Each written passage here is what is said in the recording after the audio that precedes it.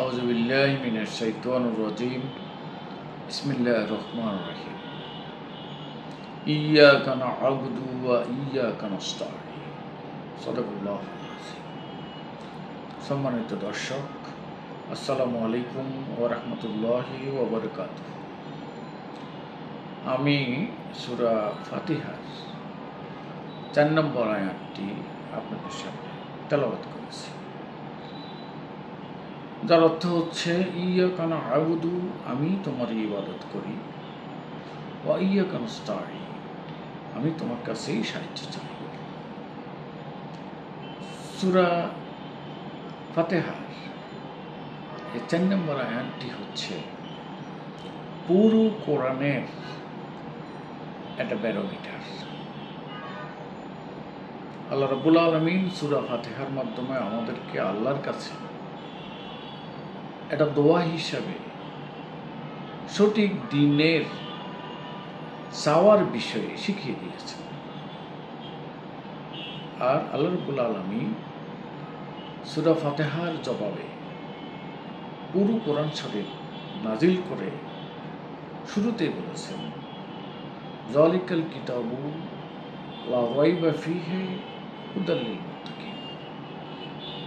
অর্থাৎ সূরা ফাতিহার মধ্যে আমি যেখানে সঠিক রাস্তা চাই, ইহদিনাস সিরাতাল মুস্তাকিম বলছি, আমাকে হেদায়েতের পথ দেখাও বলছি,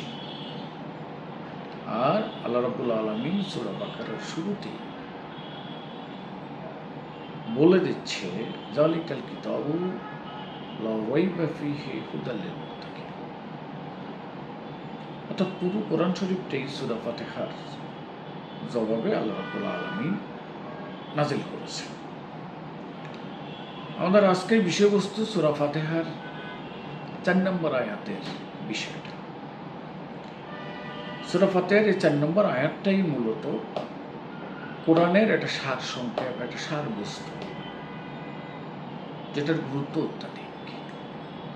সূরা ফাতিহাতে ৭টি আয়াত, আগের ৩টি আয়াত এবং চতুর্থ আয়াতের পরের ৩টি আয়াত একটু ভিন্ন ভিন্নভাবে আছে।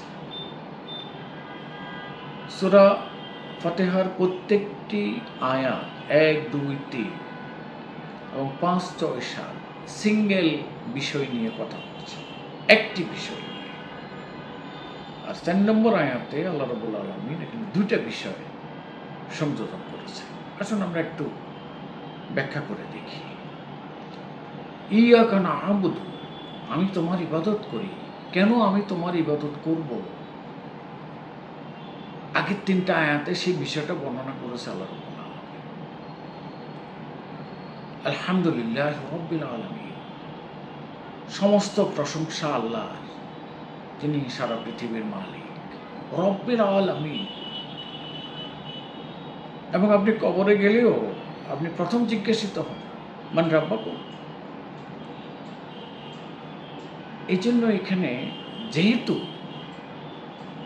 আল্লাহ রাব্বুল আলামিন সারা পৃথিবীর মালিক, সারা পৃথিবীর স্রষ্টা, সারা পৃথিবী সৃষ্টি করেছেন, সারা পৃথিবীর রব, ক্ষমতাবান, সারা পৃথিবীর রাজত্ব আল্লাহর হাতে, সব দুনিয়ার সকল বিষয়ের উপরে আল্লাহর রুবুবিয়ত এস্টাবলিশড। এবং মানুষের বডির সমস্ত বিষয় আল্লাহকে রব হিসাবে মানে। সেখানে মানুষ বা মানুষের নফস বডির উপরে নিয়ন্ত্রণ রাখে না, সেখানেও আল্লাহর নিয়ন্ত্রণ। সুতরাং আমি তোমার ইবাদত করি কেন? যেহেতু তুমি সারা পৃথিবীর মালিক। দ্বিতীয় নম্বর কথা হচ্ছে আর রহমানুর রহিম, সকল প্রশংসা জগৎসমূহের মালিকের জন্য।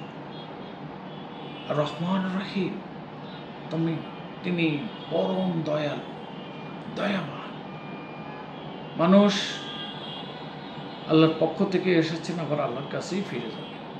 এই দুনিয়াতে থাকা অবস্থায় মানুষ যত পাপ করছে, যত কিছু করছে, যত গুনাহ করছে, যত নাফরমানি করছে, আল্লাহ রাব্বুল আলামিন কিন্তু মানুষের মৌলিক বিষয়গুলো থেকে বঞ্চিত করেন না। অক্সিজেন বঞ্চিত করেন নাই, পানি থেকে বঞ্চিত করেন নাই, বাতাস থেকে বঞ্চিত করেন নাই, রেজেক থেকে বঞ্চিত করেন নাই।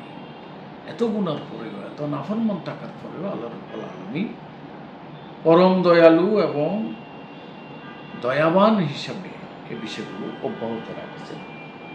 ডিউ টু রহমানুর রাহিম, আমি তোমার ইবাদত করি। 4 নম্বর আয়াতের দিকে আমি ফিরে যাচ্ছি। যেহেতু তিনি রহমানুর রাহিম, এই জন্যই আমি তার ইবাদত করি। আমি তার ইবাদতকে কেন করব? 3টা কারণে। প্রথম কারণটা হচ্ছে তিনি রব, সারা পৃথিবীর মালিক, এই জন্য আমি ওনার ইবাদত করি। তিনি রহমানুর রহিম, এই জন্য ইবাদত করি। আর 3 নম্বরের বিষয়টা হচ্ছে মালিক ইয়াউমিদ্দিন, তিনি বিচার দিবসের মালিক। যেদিন কেউ থাকবে না, আল্লাহর আরশ থাকবে, কেউ কারোর জন্য সুপারিশ করবে না,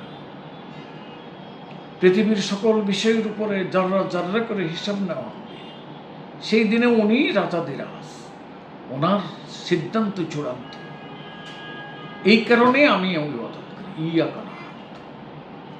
তাহলে প্রথম 3টা আয়াতের সাথে রিলেটেড হচ্ছে 4র্থ আয়াতের প্রথম অংশটি, অর্থাৎ আমি আল্লাহর ইবাদত করি কেন?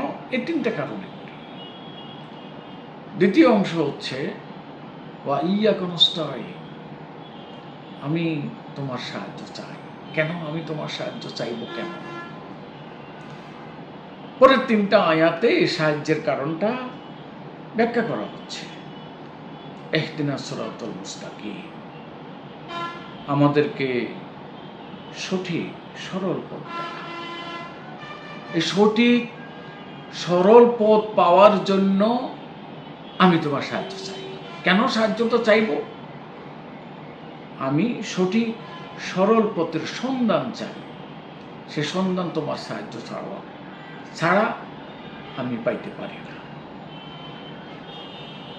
দ্বিতীয়, কেন আমি সাহায্য চাচ্ছি? কেন আল্লাহকে বলছি তুমি আমাকে সাহায্য করো? সিরাতাল মুস্তাকিম সিরাতাল্লাযীনা আন'আমতা আলাইহিম, তাদের পর যাদের আপনি অনুগ্রহ দান করেছেন। আপনি আমাকে অনুগ্রহ দান করুন, তাদের পথে পরিচালিত করুন, এই জন্য আমি আপনার সাহায্য চাই। ইহদিনাস সিরাতাল মুস্তাকিম, ওয়াই? আমি অনুগ্রহ প্রাপ্তদের মতো হতে চাই। এই জন্য আমার যে সাহায্য দরকার সেটা আমি আপনার কাছে চাই।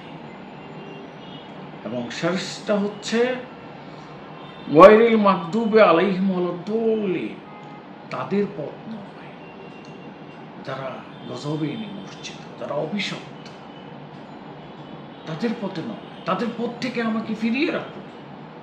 এই জন্য আমি আপনাকে বলছি ইহদিনাস সিরাতাল মুস্তাকিম।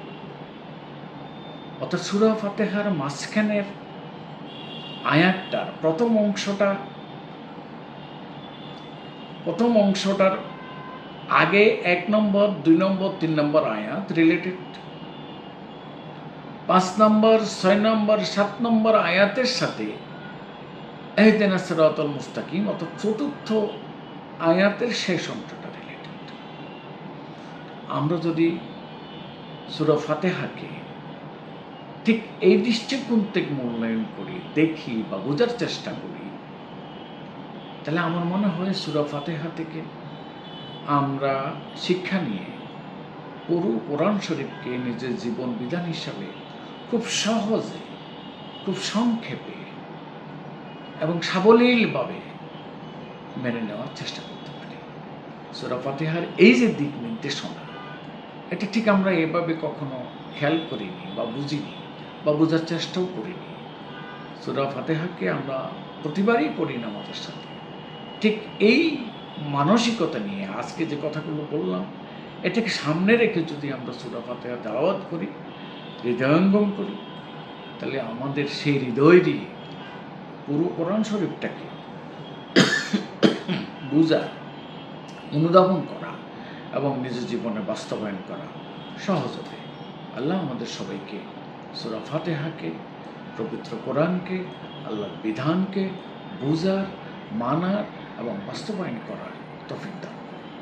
আসসালামু আলাইকুম ওয়া রাহমাতুল্লাহ।